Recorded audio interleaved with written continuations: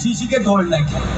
अबे वही देखो कि ये उठे तो मारो लेगी बात बापू की जो ताप की मारी पासी बेटी फेंक बरन में लेके मुँह तो उतुज मुँह तो जैसे उठो वैसे बनी शीशी ने लेतो तो को डॉक्टर साहब ने शीशी डॉक्टर साहब ने दी थी। डॉक्टर साहब हलन मशीन में लगी, मशीन में लगा नंबर 5 और डॉक्टर साहब मार दिन देखे नहीं तो डॉक्टर साहब कई बात है पाची काटी काटी मशीन में मिस्टेक आ जाए पर मशीन जोर थोड़ी बतावे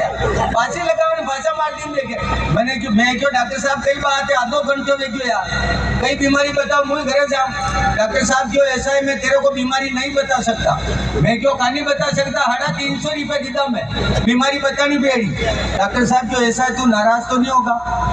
मैं क्यों मुका नाराज हूँ हमारी बीमारी लाग रही है आप तो बताओ इलाज कराऊंगा डॉक्टर साहब क्यों ऐसा है भैया तेरे 3 महीने की डिलीवरी या बात बोलते हैं भाई साहब मारा तो फ्यूज रोटियां किने भावे मुंडो काढ़ो पड़ गयो।